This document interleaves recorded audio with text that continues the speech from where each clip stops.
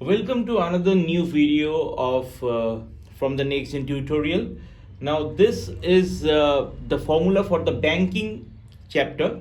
So in the banking chapter we will be needing only two formulas, that is to calculate the interest and to calculate the maturity value. Okay, so in this context we need to understand this, that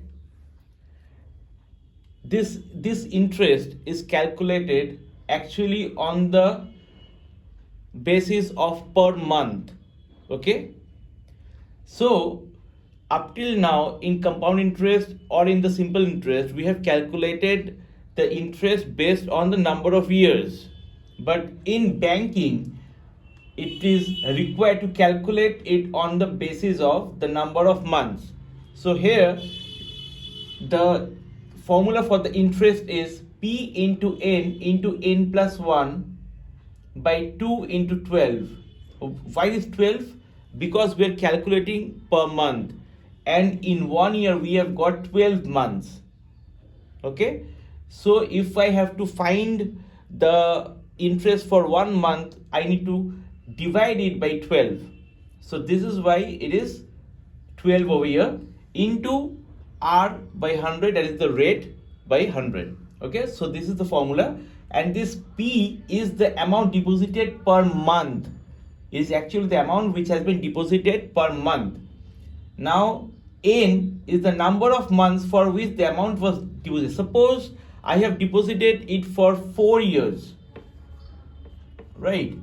So in this case N will be equal to 48 months.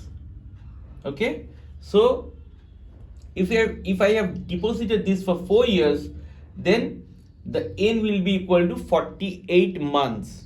I will not take it as 4 years. This is incorrect. I have to take it as 48 months. Fine. And the rate of interest that is given. Okay. Now comes the maturity value.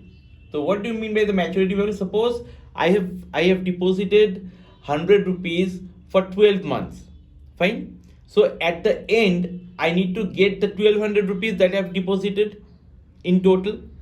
So out of the 1200 rupees plus the interest that I have gained after depositing, I will get the maturity value. So the maturity value will include the entire amount that I have deposited plus the interest. Fine. Suppose I have deposited 1200 rupees, that is 100 rupees per month in a year. Okay, so how much total money have I deposited? It's 100 into 12, that is 1200.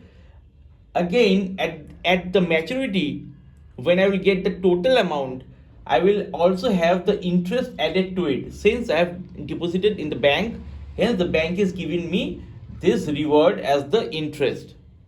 Okay, so that is why at the maturity value I will have the total amount that I have given, there is amount per month into the number of months along with the interest. So these are the two formulas that we will be requiring to solve the banking sums. Okay, so if you have any queries, please feel free to comment below, and to learn more and to know more, do subscribe to this channel. Thank you so much.